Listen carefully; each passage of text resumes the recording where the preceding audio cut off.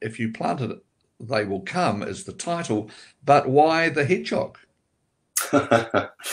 It's a very good question. It's a question my wife and several other people have asked. Well, you know, the subtitle to my talk is Rewilding a Peninsula Backyard, our peninsula backyard, really. And so my talk's kind of about the knock-on effects of the changes that you make, or that we've made in our backyard. And it's probably led to quite a few people asking questions. I wanted to rewild my garden and observe the kind of effects. And when I planted silver tussocks, the hedgehogs came. Not what I would have predicted, certainly not what I wanted.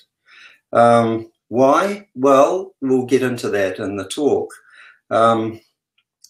And so that's what my talk is about, really. More about hedgehogs later.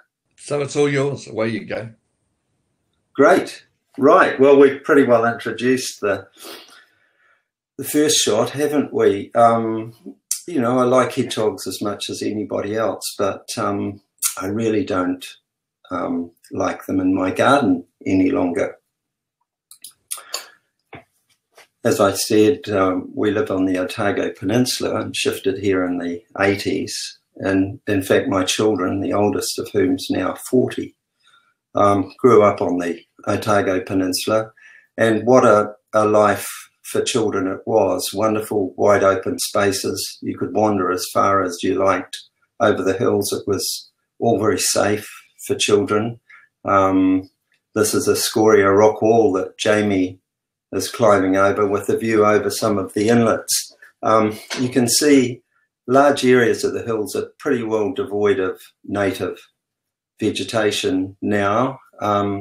That's pretty well the way it's been since the late 1800s.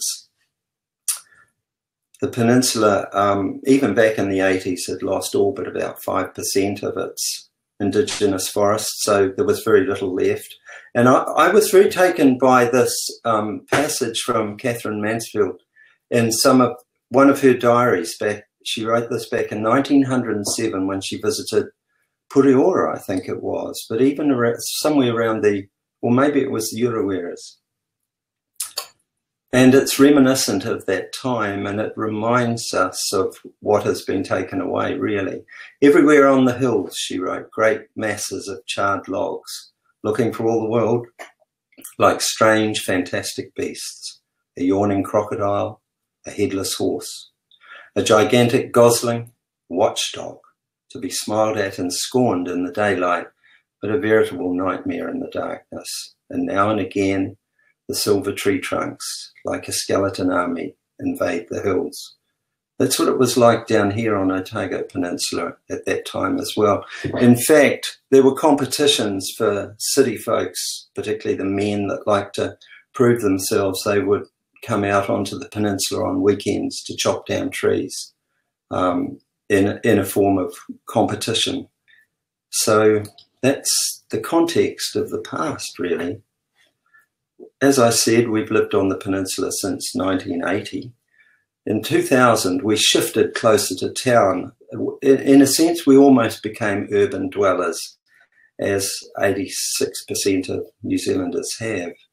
This is the view of the back half of our section, half of which is covered in mahoi shrubland with a bit of nio and 6 old man kofi trees, and a boundary at the top of kākāpō.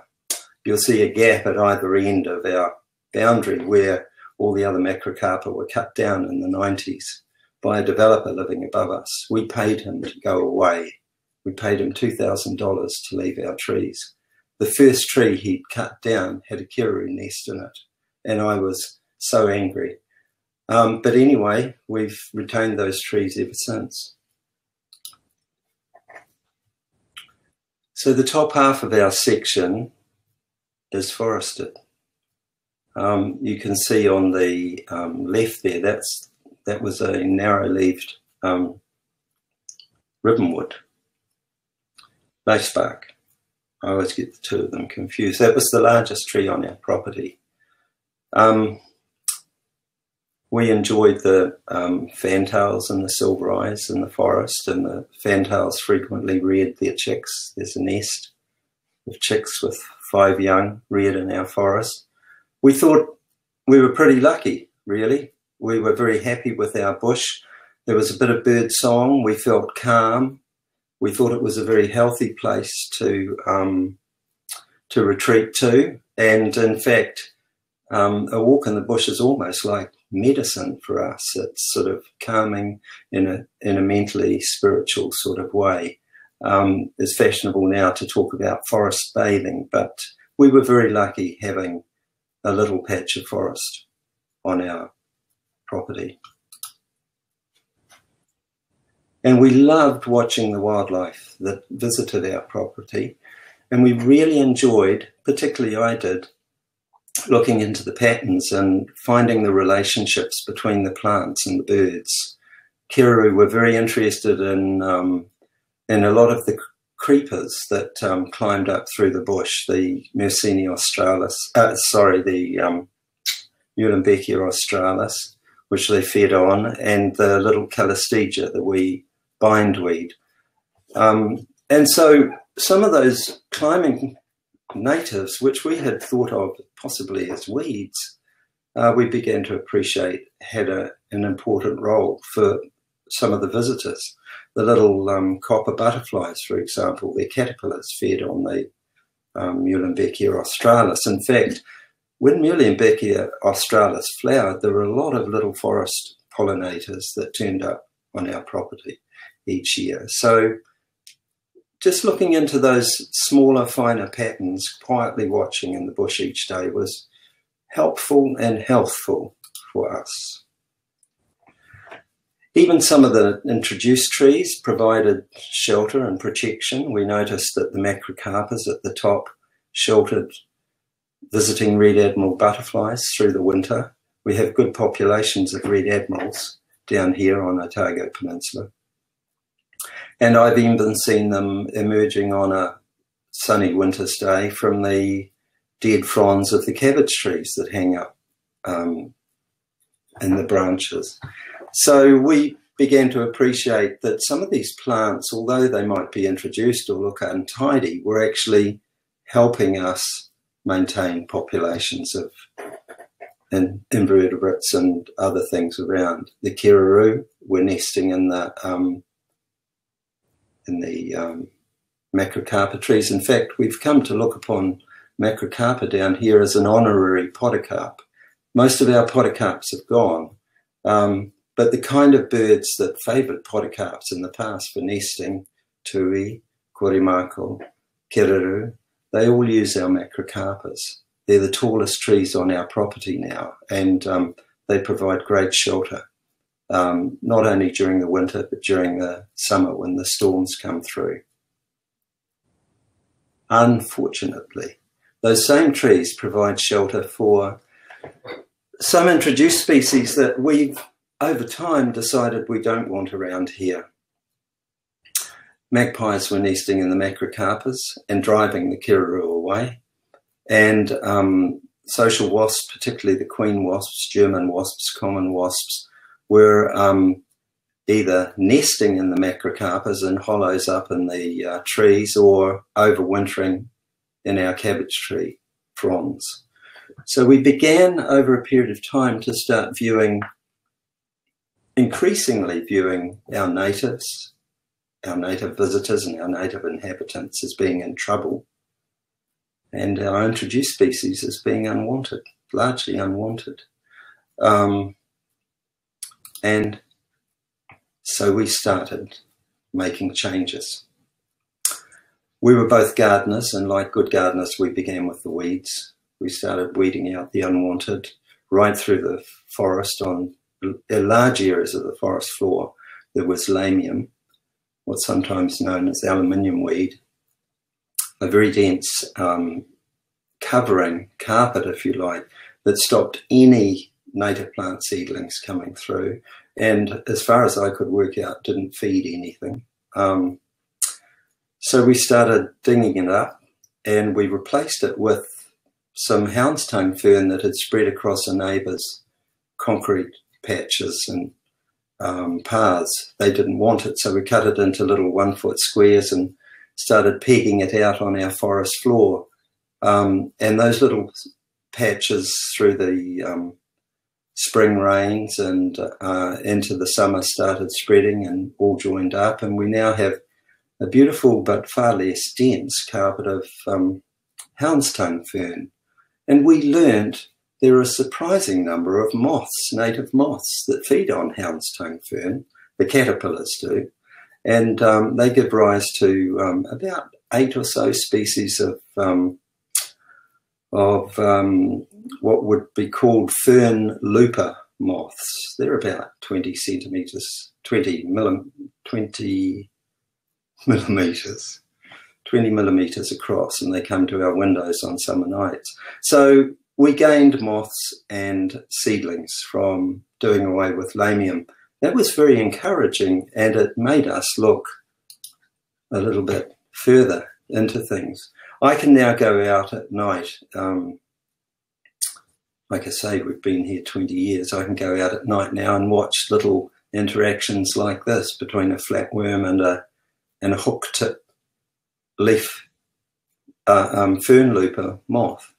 So it's like a mini Amazon jungle if you get down and have a look in amongst the hound's-tongue fern. It's a great place for me to find photographic subjects. We did tackle some of the climbers in our forest, some of the climbing vines. The one that we hit hardest was perhaps the most beautiful, the prettiest, the most attractive. It had beautiful flowers and fruit that were edible. Banana passion fruit, it's a pest on Otago Peninsula. We've taken it out pretty well everywhere on the property, and we now enjoy native climbers that were in the bush anyway, but perhaps were smothered or not as abundant as they have become now.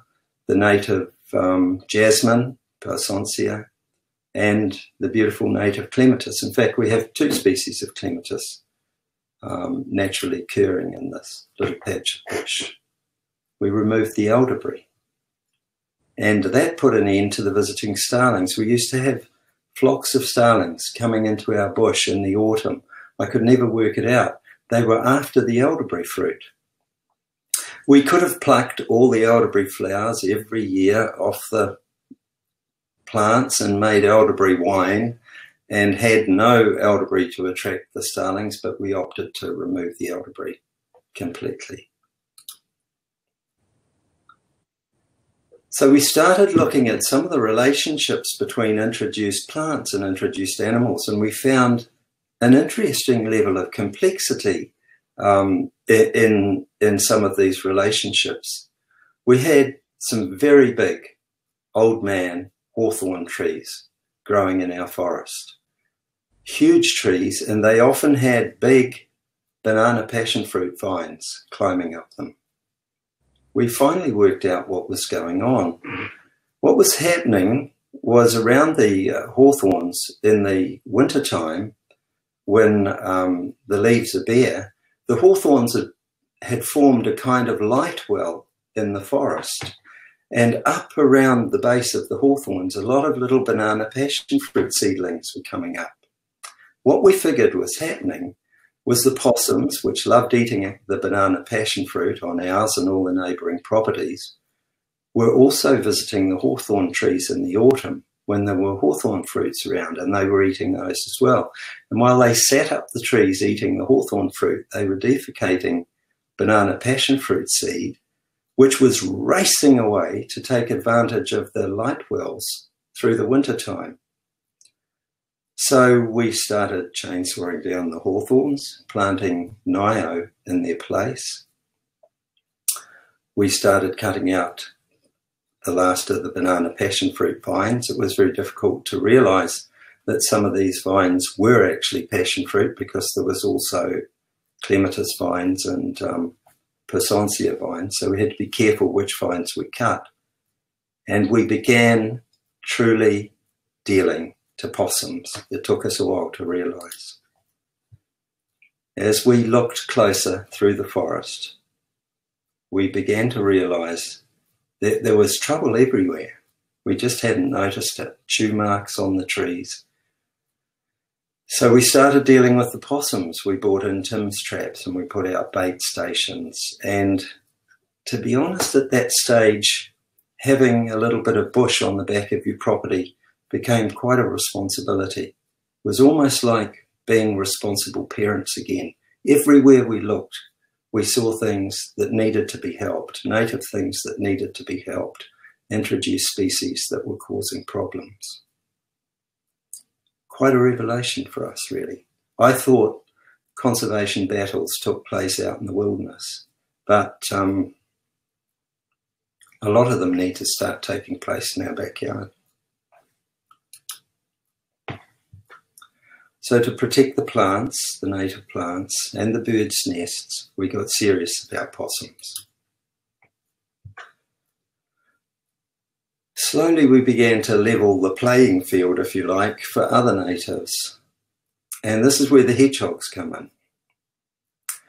On our sunny clay banks, most of which were just bare and exposed, they had dandelions and a few other things on them, we started planting silver tussock. I'd noticed during wanderings on the peninsula, silver tussock occurs quite naturally on exposed headlands. And often these places are wonderful places to see the southern grass skink. We'd had a few skinks on our property, but over the first few years they seemed to diminish. Neighbours on both sides had cats at that stage, and we were visited by a lot of cats. So we started putting in a little Muehlenbeckia complexer to provide a bit of a tangle to keep the skinks safer, and a lot of silver tussock as cover on these banks. And it did help the skinks. Pretty well year round we were seeing skinks, more and more each summer, bigger numbers every summer. But those tussocky banks started attracting mice, which were feeding on the seed of the tussocks every summer, and hedgehogs, which were, I presume, going for the skinks and the mice. And we started finding that a number of our skinks had damaged tails, and we had little onderline areas for skinks to bask in. And when you check those, a lot of the skinks had damaged tails. So we started dealing with the hedgehogs and the mice. More trapping, more killing of animals. We'd only really got used to killing possums. Now we were killing mice and hedgehogs. We used A24s for the hedgehogs and the mice, set up near the skink garden. But we were getting rewards. As a farmer friend of mine once said, you're not really killing possums, Rod, you're growing birds. And we started feeling the same about killing hedgehogs and mice. We were growing skinks. Now, this is the best photo I could get in the last few days of the skinks in one of our skink gardens. But I counted 13. The others were all sitting in the tussocks around the bush, and every one of them was a fat, pregnant female, carrying somewhere between 5 and 8 babies. So we feel really good about what we've done to help. The commonest skink on the peninsula is now a regular sight as we walk out to the clothesline and pick up our clothes. We still have one cat that we've asked the neighbours to control its wandering. They've been very good at trying to keep it on their property. Unfortunately, it still comes across a bit and it heads straight for the skink garden when it does. And our dear old neighbour is very concerned about the skinks she finds in her living room that the cat's been picking up in her garden, usually with puncture marks on them. If they're injured but still alive, she brings them across and asks us to store them in the safety of our skink garden. Unfortunately, this one lasted a day and then expired of its injuries. As the possum numbers declined, the kereroo went up, even nesting in our backyard. I understood from a scientist friend of mine that possums are one of the few predators that's big enough at night time to climb a tree and push a really devoted mother keruru off her nest to take her egg or her chick. Keruru only lay one egg at a time, but they're very, very devoted parents, and they sit very tight on that chick. But possums are big enough to push them off. So we think possum control has been helping our keruru. Tui, which were once occasional winter visitors, now are all-year residents, really, both here and further on the peninsula. Our 6 old man kauai now flourish, a magnet for a lot of wildlife, not the least of which is the red admiral, but they're a wonderful tree, and I feel on the peninsula they should almost be our national tree. I would love to see a kofi day celebrated down here every year. We celebrate the return of the royal albatross. I'd really like to see us celebrating the first flowering of kofi on the peninsula. You can see how early some of the flowers are. A little bit of late winter snow often sets off the beautiful blooms. We did learn from another friend of mine, a nurseryman, that we wondered why there was no kauai regen on our place. And he said, well, every winter he noticed that in his glass houses, he's a native plant nurseryman, the little seedlings that he plants all get stripped by winter visiting ship's rats. And we wondered about that, so we started poisoning for ship rats through the winter. Now we're getting good regen of kofi seedlings. So there you go, another relationship and another knock-on effect from an introduced animal having an impact on natives that never had to deal with these things in the past. I really recommend planting a kofi tree or a silver tussock or a number of other native plants, really, to invite natives onto your backyard, particularly if you're in an urban area. We get visits from shining cuckoo. I've seen as many as 6 in a tree hunting for the kofi moth caterpillars that live in the kofi trees. The little shining cuckoos, some people know that they eat the little hairy caterpillars of the magpie moth, but they feed voraciously on the caterpillars that infest the kofi trees. So we're always being visited by shining cuckoo. Keruru, of course, eat the leaves and the flowers of the kofi tree, and korimako, the bellbird, loves the nectar and also collects the little caterpillars for its nestlings. So, as well as monarch butterflies feeding in the spring, some of the earliest nectar in our forest for overwintering monarchs comes from the kofi tree. So it's a bit of a key species, really. And I would urge every New Zealander to plant a kofi in their backyard. Even if they don't see many natives, plant a tree and they'll come. After talking to a friend down in Invercargill who had tui nesting on his property, we followed his suggestion of putting sugar water out, not just in the winter, but all year round. Very soon, our feeder was becoming like a kindergarten or a babysitter for all the young tui and korimako that were being reared. Sometimes it'd be 4 or 5 tui chicks, fledglings, around the honey water, all bickering over whose turn it was to feed next, while mum and dad were off busily foraging for protein for the kids. It was quite delightful to watch the honey water just outside our kitchen window. These days you see a lot of stuff, particularly in plant shops, advertising food for your birds. I'm afraid we learnt the hard way that any food that's lying around outside, doesn't matter whether it's in a pet cage, in a chook run, in a compost bin, or on a bird table, the news gets out very quick, and after you and I go to sleep, the introduced pests come out and it's good tucker for them.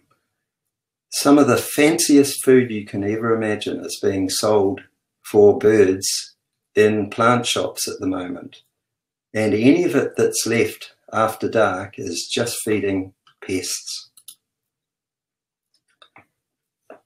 All those nest boxes, all that food, the seed bells, the suet, all of that is good food for pests in an urban backyard. And there's a good chance, if you're not doing anything about predator control, that you're benefiting the pests more than you're benefiting the birds, particularly the natives. Most of the natives won't touch any of that seed unless you've got kākāpō visiting. The wax eyes will chip away a bit at the suet, but the rats will eat more of it after dark. When we controlled predators around our bird table, we started getting this. Lots of little native seedlings coming up. Totara seeds. We've got plants coming up in our bush now that I've never seen in our forest before, that have obviously been brought here by birds feeding on the fruit, the tuis and the kiruru and the korimako, and depositing them on our property. So I dig these seedlings up now and grow them on and plant them where I think they should grow, in the gaps in the forest. We don't really have to visit the plant shops very often, either for food or for plants. We did away with our pets. We had guinea pigs and rabbits because of the food problem. Occasionally we have a pet of kinds for a very short time. Doc rang us with this little tui chick that had been blown out of a nest, and someone had picked it up and taken it into Doc. By the time we got it, it had acquired an unfortunate and unhealthy appetite for blueberries, which are rather expensive food to feed anything. And I tried getting it onto black currants, but there's no way I would touch them. It only ate blueberries. So the pressure was on to get this little guy to move back out into the forest as soon as he was capable of flying. And I don't know what the gender was, but we think it was female. We called it Tui Te Kanopa. And we still see Tui Te Kanoa. She had the disconcerting habit when we first released her. Well, she was beaten up by the local tuis, and she used to hide down in the houndstone fern until they'd gone. And then she'd come back to the veranda and onto a little safe cage that we had for her there that was open, but which the other tuis didn't know anything about. And but she had the disconcerting habit of landing on our head when we were out in the veggie garden. Now, I don't know how many of you know how sharp tui's claws are, but they're worse than moorporks. And for me in particular, that was when I learned to wear a sun hat. It was a terrible experience. I had a friend visiting the other day, and Tui Te Kanoa visited us while he was here, and she was hopping around in the veggie garden collecting stones and stuff for her latest crop of nestlings, which were in a tree in the neighbour's property.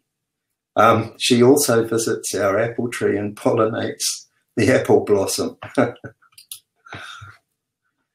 We're going to plant Kānaka and Mānaka to get more insects going. We noticed a lot of pollinating insects on our walks. We have no Kānaka or Mānaka on our property, so we've started planting that. And that has also helped our insectivores birds, which kind of retreated with more tui, more noisy tui visiting. The insectivores tended to sort of keep away, but now with Mānaka and Kānaka, both these are back, fantails and grey warblers. My neighbour has seen me walking around with huge bunches of nettle in pots, wondering what on earth is going on over the fence, she wonders. But I plant nettles for the visiting admiral butterflies, and korimiko, the big common flowering hebe, great plants for butterflies and for pollinating insects. We leave our lawns to grow long, not too long, but long enough for the flowers so that the pollinators can visit. We don't poison the white butterflies that come to our cabbages, we pick them off, pick the caterpillars off and throw them to the chooks, because the white butterflies pollinate our apple trees just as much as the flies that hang around the chook run. So we do everything we can to encourage pollinators in our backyard. We're now even trying native vegetables. We've got a little bit of cooked scurvy grass that a nurseryman gave me. We've propagated native spinach from some plants we found on the coast, and a little bit of puha, Sonchus kirkii. You hardly ever see it now, but it does grow in the crevices in the rocks around the coast here. And we're just trying those out at the moment. So, long summer lawns for insects, plenty of tussocks, plenty of flies in the summer, largely because of the chook run. And we plant kākāpō, the little native brooms, for the tiny native bees. Most people overlook the little native bees. They've got very, very short tongues, so they were good at pollinating the many, many species of kākāpō that used to be around before agriculturists sprayed for gorse and broom, and in the process destroyed huge populations of our little native kākāpōs and basically disadvantaged the wee native bees that relied on them. These and other little pollinating stories we pick up on as we go on rambles around the peninsula, always looking out for plants at certain times of the year that will attract the greatest diversity of pollinators, and then checking our backyard to see whether they may already be here up in the bush and we've overlooked them because they're in the canopy or they're small twiggy sort of things that we haven't looked at closely. And if they aren't, we collect the seed or talk to a local native plant nurseryman and put a couple of them in so that they might acclimatise and disperse their seed further. Occasionally we wish we'd stayed at home, that we'd never gone out. This was on a private property that has a good population of jewel geckos. And the owner used to keep sheep on the property, which did little damage to the divaricating shrubs and things. But then she started keeping horses. And one horse in particular just totally ringbarked these beautiful lowland ribbonwood trees, probably very old trees, totally killed, really. So we plant a lot of lowland ribbonwood in our forests to try and kind of replace those last few plants that are trying to hang on, really. Most of what I've talked about has been what's going on my side of the fence. But during the time that we've been here, certainly for the last 8 to 12 years, everybody else has been doing stuff on their side of the fence as well, and forming trusts and active groups, destroying predators, planting natives. There's been a huge groundswell on the peninsula, as there has been over the rest of the country. The Otago Peninsula Biodiversity Group in particular decided to tackle possums about 10 years ago, I think now. They've coordinated volunteer trappers all over the peninsula. The peninsula is about 9,500 hectares. It's about 25 k's long, about 8 k's wide. In the last 8 or so years, 20,000 possums have been taken off the peninsula. Wow. When I started on my property in the year 2000, we were averaging 5 possums a month on our property. We seemed to be a kind of highway for possums. We switched from Tim's traps to live traps because we found live traps more effective on our property. The problem then becomes dispatching the possums, but the traps are more effective than Tim's traps, and they're less dangerous for pets and for children. And so we have kept going every day, all year, every year. we're down to, last month, we're averaging 1 to 2 possums a month. This month, what is it, the 3rd of November, I've already caught this month's possum last night in a live trap. But the results are very, very encouraging. All over the peninsula, we're seeing a lot more kera, a lot more, well, we never used to see tui. Tui everywhere now. And it's just fabulous, really. And there are some very big biodiversity gains ahead of us. OPBG's now just starting to look at kind of landscape sized sort of rat control. So it's been an interesting 20 years with really big gains both sides of the fence. Very heartening. I think perhaps we should call it a day there. Thanks, Nick. What's the future looking like for the group? Are you getting lots of young folk coming into it as well? It's interesting. There has been a lot more young people becoming interested. Of course, school children are very, very interested, and there's been a massive effort to inform and educate school children, particularly in the little suburbs on the warmer north-facing slopes facing the harbour. That's where the last possums are sort of drawn to, really. They love the warmth of those slopes and the variety of the plants and fruits and seeds that are available in backyards. So there has been a push. We have to be careful not to forget our knitting, really, to stick with our knitting.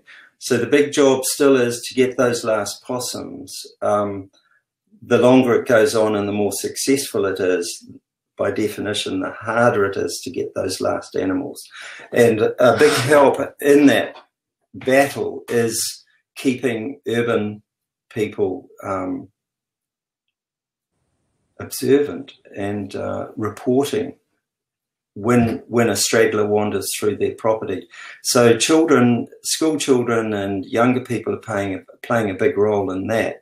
At the other end of the scale, in some of the really difficult, rugged areas on the peninsula where possums are still holding out, because of predator-free and much more support from funding, from government and from funders, the process at that end of it has been to employ fit young people on contracts for money to get the last possums. And Erin and I were out on the peninsula yesterday, ran into a couple of these guys. They're the same age as my children, really, 30s, 40s, and they're all over the hill all day. You know, these guys are as fit as buck rats, and it's scary just watching how fast they move over the peninsula. So it's a two-pronged attack. I think the young contractees are really making a big difference. A lot of retirees are still out there doing the volunteer stuff, yeah. And a lot of children in schools. You know, I heard a kid in the playground the other day. Someone was swinging on a swing, and there's a lot of rabbits on the peninsula at the moment. I heard a child saying, "Oh, I saw a stoat the other day," and the immediate response from a playmate was, "Did you kill it?" And that's not the sort of response you would have heard a few years ago. So, yeah, it's coming. I got a couple of questions that have come through. I'll do a fairly easy one to start with, which is, could you repeat the name of the plant that our native bees are suited to? Oh, kākāpō, the native brooms. There's about 60 different species. Go to your plant nursery, and so long as you buy any but the one that attracts birds, you'll be fine. And you can tell that they attract insects because their flowers are small and they might be pink or mauve. They're very attractive but rather small.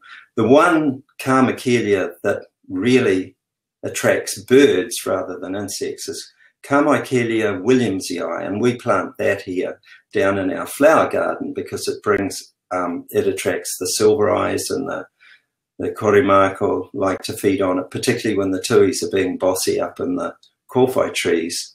The smaller birds like to get down into the understory. And we've put, not in our bush, but down in our flower garden, we've put Carmichaelia williamsii for the, for the little nectar birds. That was from Linda Jane. From Claire, she just asks, do you choose plants that are local to the area to replant? Now, I think that's a very good question. I was going to include in the talk a picture that I took at Bunnings of all the Hebe cultivars that you could possibly wish for. Icing, Sugar, Prince Charles, they've all got names that are designed to attract you and pay your $18 or whatever for something that was grown from a cutting that you could grow yourself. We always use local sourced plants for our forest, and where we do go slightly more exotic in terms of, we have kākāpō and I've got koru here, some of the endangered New Zealand plants that are in our flower garden. We try and stay with species. We keep well away from cultivars. There's a great one here from Hinamaya.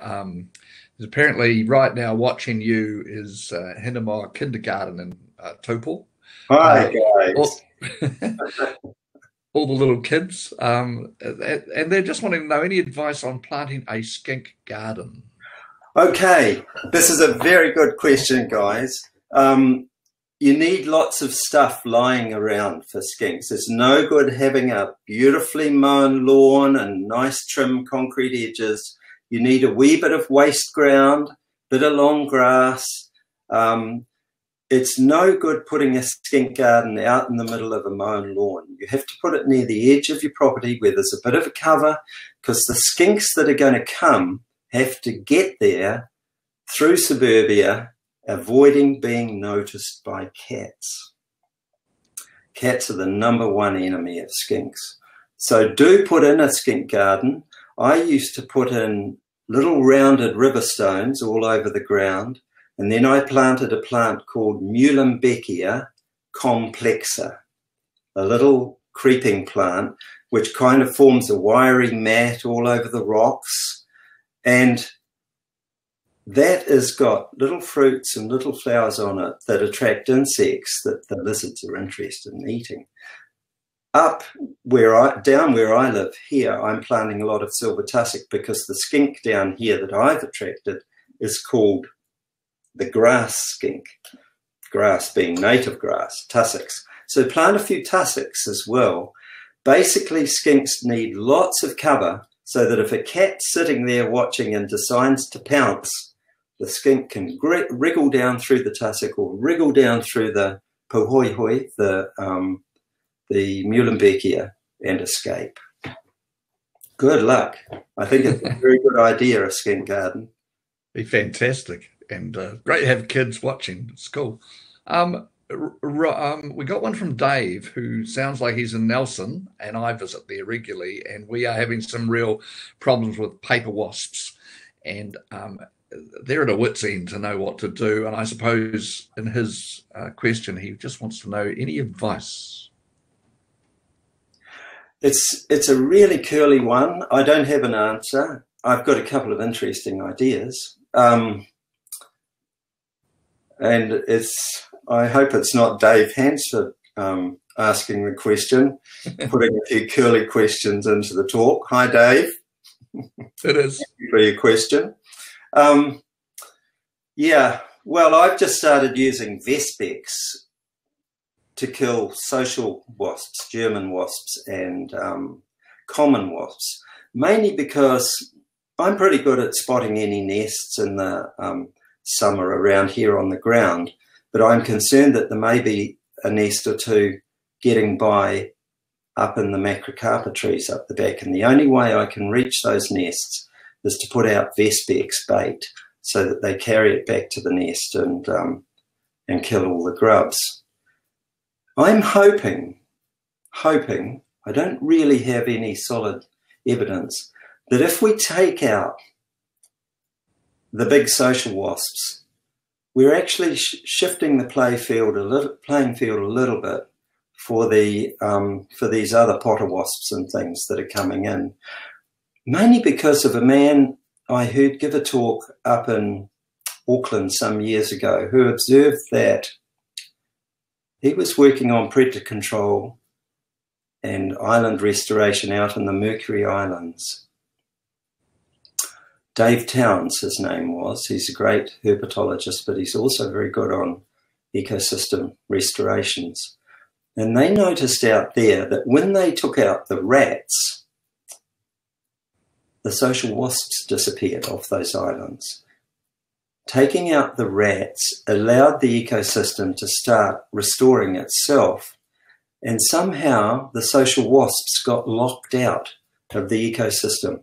I've seen this happen before. On the Snares Islands, all the little birds down there are indigenous and native. There's a snipe, there's a fern bird, and there's a tomtit.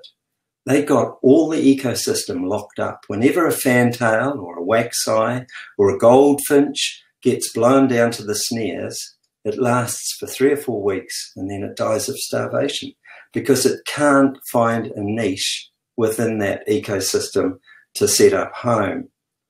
I think it's the same with a number of our introduced species in our backyards. We've set up such a tilted playing field that it's a great place for the introduced invertebrates to take a hold, and it's becoming impossible for the natives. Dave Towns observed up in the Mercury Islands, once the rats went, the social wasps went, and suddenly all the parasitoid wasps were back there. All the little native wasps that had very precise relationships with plants and caterpillars and things came back in. And it was it's kind of, if you take the first few steps, nature will step in and start restoring itself. But you've got to take the first steps. And Dave, I'm hoping that if you get rid of introduced mammals and trees and invertebrates, the ones that you know are causing problems, maybe the paper wasps will become less of an issue and disappear in time. Maybe. I hope that answers Dave's question. He says, thank you, no doubt. Thanks for the time. Pam's watching from Australia and said that she has a resident python here in Australia that would love to gorge on your possums. So it's interesting. The people that view, it's lovely to have you here, Pam. I also see that somebody's written in, how do you engage with your neighbours around their wandering cats, and what tips do you have for constructive engagement? It's probably the best question so far, actually. Cats are a huge problem. Domestic cats are a huge problem because as soon as you start blaming someone's domestic cat, people get very defensive. It just doesn't work. It doesn't work. What I try and do is show my neighbour what's going on my property, tell them when there's young birds or birds' nests in the backyard. Some of these birds' nests are in their backyard as well. Right now there's a kiruru nesting in their backyard.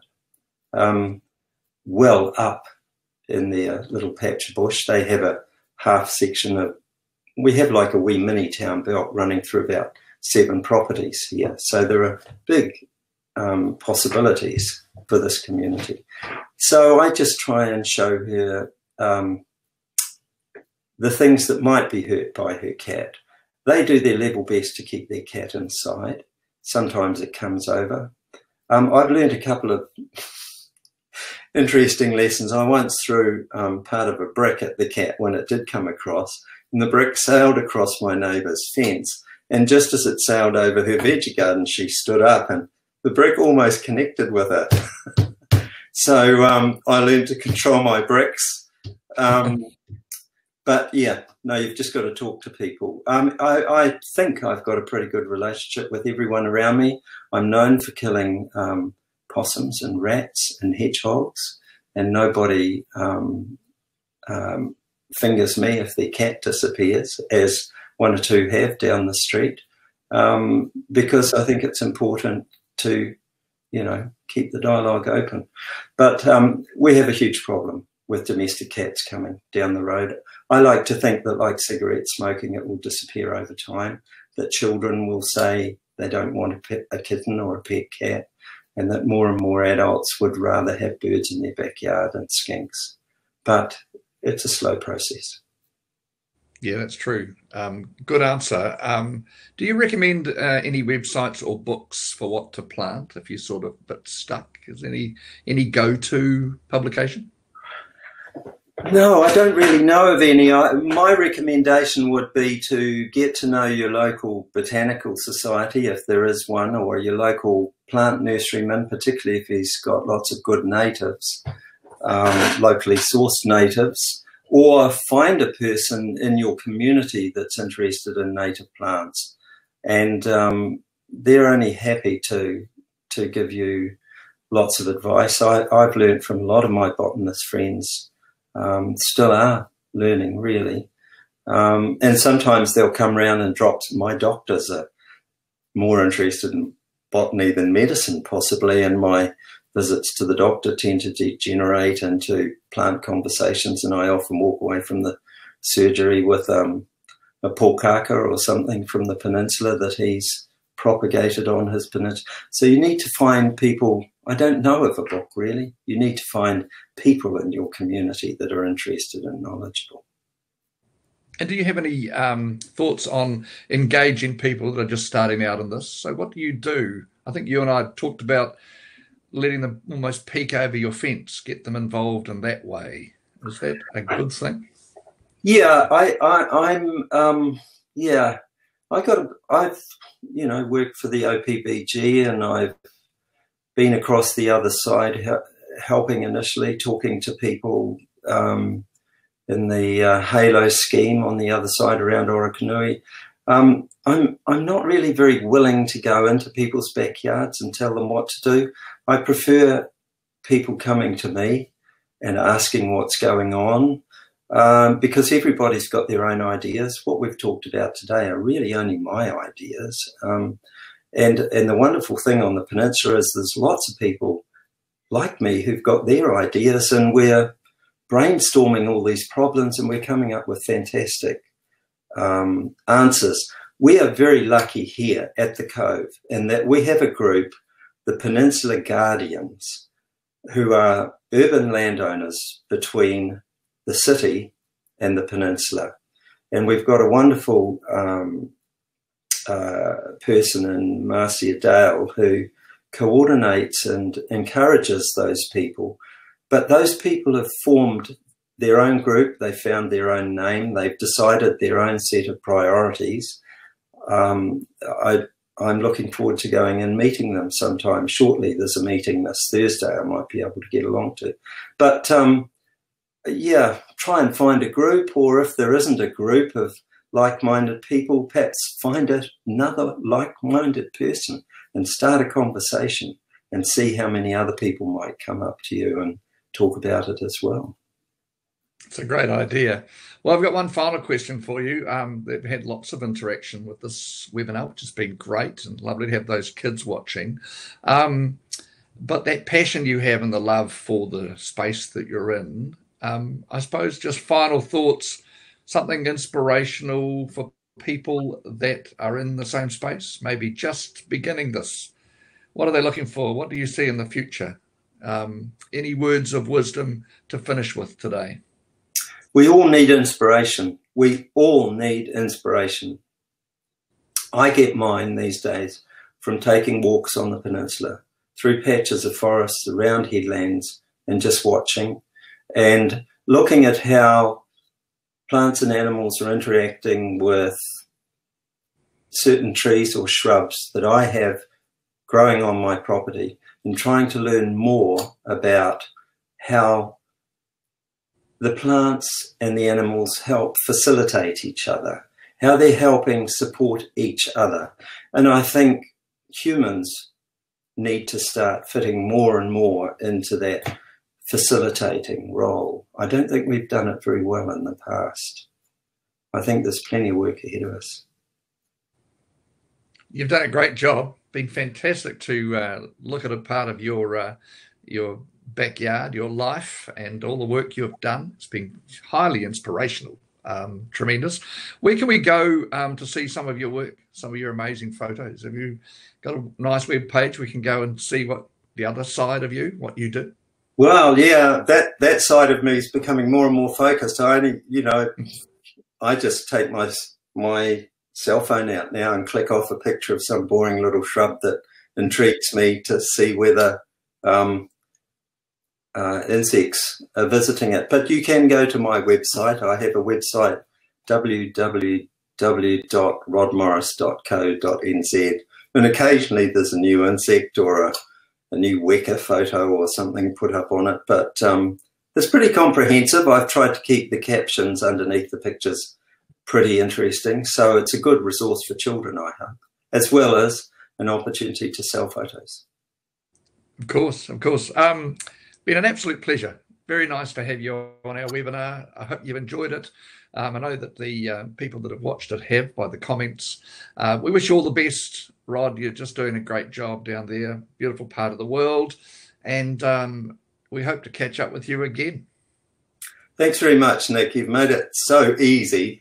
I feel very relaxed, which I didn't think I would feel. So thank you for your role in screening out the difficult questions. Thanks. No, you've done so well. Done so well. Take care.